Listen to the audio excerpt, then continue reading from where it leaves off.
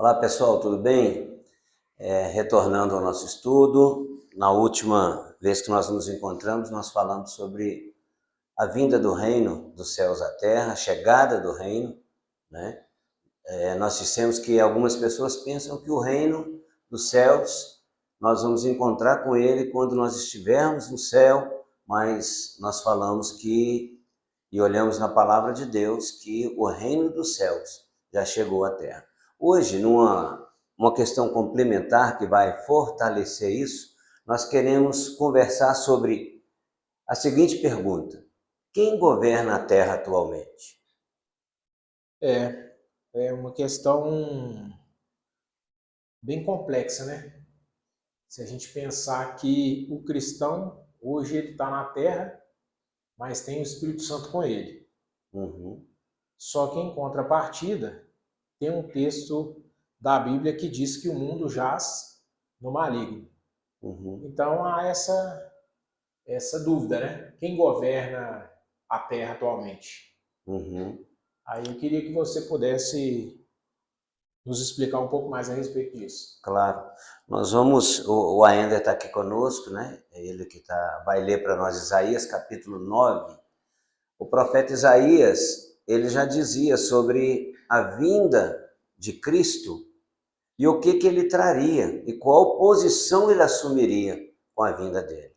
Então, vamos ler Isaías capítulo 9 para a gente poder entender. Você pode ler ainda, por favor? Sim. Aqui em Isaías capítulo 9, no versículo 1, diz o seguinte: o título é O Príncipe da Paz. Mas para a terra que estava aflita, não continuará a escuridão. Deus, nos primeiros tempos, tornou desprezível a terra de Zebulon e a terra de Naftali, mas, nos últimos tempos, tornará glorioso o caminho do mar, além do Jordão, Galiléia dos gentios. Ok, então a gente aí é o versículo primeiro, não é isso? Isso A mesmo. gente pode entender o seguinte, ele está dizendo ali o seguinte, que chegaria um tempo em que a presença dele, o evangelho dele, o conhecimento de Deus, a luz de Deus, se expandiria não só ali da terra de Israel, mas iria além. Ela iria além disso, né? Ou seja, essa luz deveria ocupar outros espaços. Pode continuar, por favor. Tá, o versículo 2 diz o seguinte: o povo que andava em trevas viu grande luz, e Uhum. aos que viviam na região da sombra da morte, resplandeceu-lhes a luz. Ok. Então aí, ó, era um povo, né, que estava condenado às trevas, vivia em trevas, de repente recebe uma grande luz, né? E o restante, qualquer que falou, O povo que andava em trevas viu o grande povo, luz, e aos que isso, viviam na região da sombra da morte, resplandeceu-lhes a luz. amém. Então é um povo que estava condenado às trevas e também à morte, Sim, né? Aguardando a morte, porque sem Deus, sem a luz de Deus, sem a presença de Deus, Deus é vida. uhum. Sem ele é morte. Entendi. Morte. Pode continuar, por favor. No versículo 3, tu, Senhor, tens multiplicado este povo e aumentaste a sua alegria. Eles se alegram diante de ti, como se alegram no tempo da colheita e como exultam quando repartem os despojos. Ok, então aí já vem, ele já está falando sobre um povo que ele vai recebendo a visita, ele vai recebendo a luz, e esse povo ele vai sendo transformado aos poucos. Pode continuar, por favor. No 4, porque tu quebraste o jugo que pesava sobre eles, a vara que lhes feria os ombros e o cetro do seu opressor, como no dia da vitória sobre os midianitas. Pois é, então ele está dizendo o seguinte, que nesse tempo que ele disse que viria, a vara do opressor, toda a opressão que prendia, o que colocava o povo em cativeiro, haveria uma libertação disso, dessa opressão e desse cativeiro. Ok, pode prosseguir. Certo, o 5. Por toda bota com que o guerreiro anda no tumulto da batalha, e toda roupa revolvida em sangue serão queimadas. Servirão de pasto ao fogo. No 6. Porque um menino nos nasceu, um filho se nos deu. O governo está sobre os seus ombros, e o seu nome será Maravilhoso Conselheiro, Deus Forte, Pai da Eternidade, Príncipe da Paz. Aí nós precisamos, então, olha para você ver, ele vem dizendo o seguinte, que a terra, mesmo o povo de Israel, eles viviam numa situação muito complicada.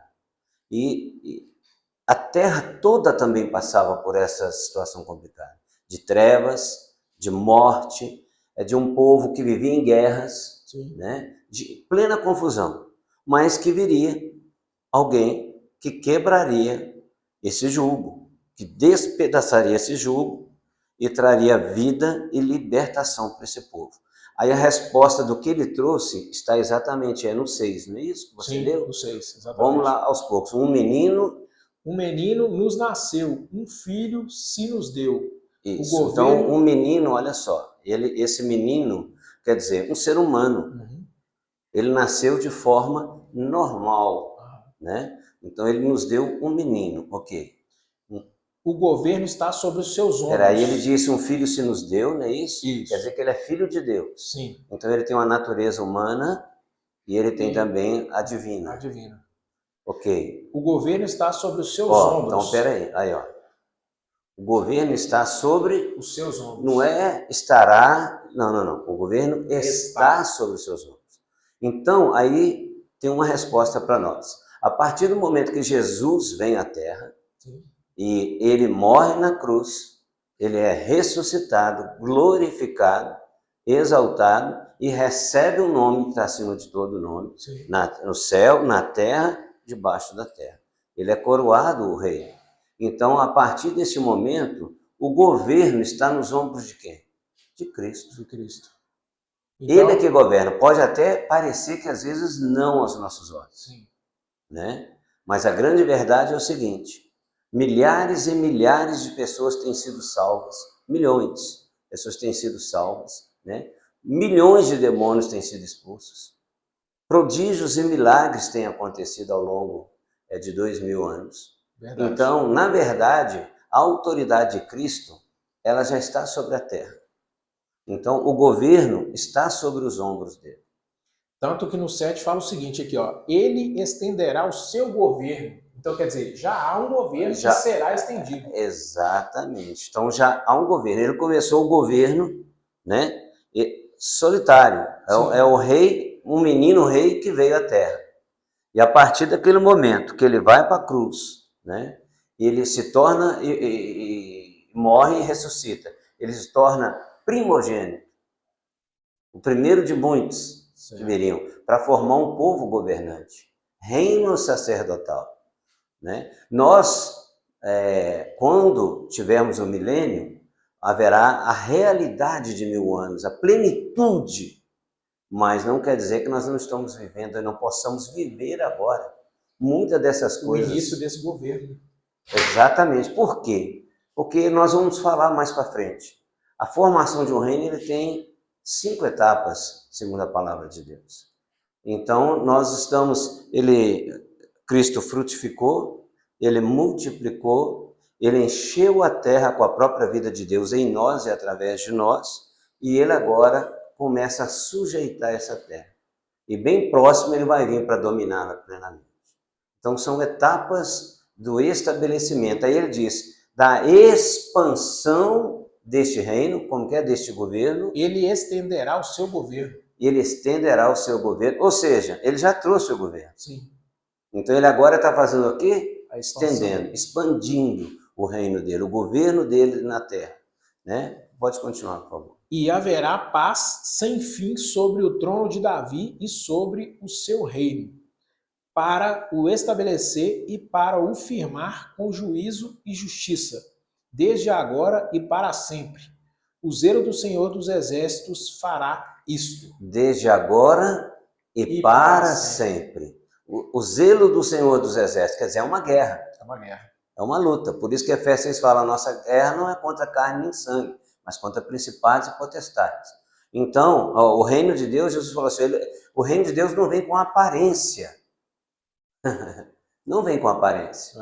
Porque, na verdade, Cristo deu início a uma nova criação, que são homens e mulheres, humanidade, são homens espirituais. Advindos dessa divindade dele Advindos, própria, né? Gerado por ele. Isso. Né? Então, a grande realidade é que agora ele está dando frutos, né, da própria vida dele, em nós e através de nós, está enchendo esta terra, e ao mesmo tempo, cada vez que a gente ora e que uma pessoa é alcançada, e a força contrária que prendia aquela pessoa, ela recebe o impacto da palavra de Deus, é a autoridade desse rei, a autoridade desse governo sobre o outro que governava.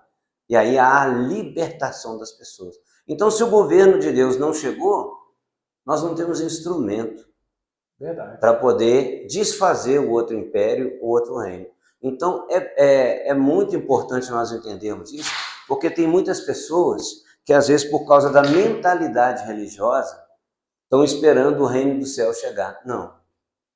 Você já, uma vez que nasceu de novo, foi regenerado, você já faz parte de uma família real. E você já é um homem, uma mulher espiritual.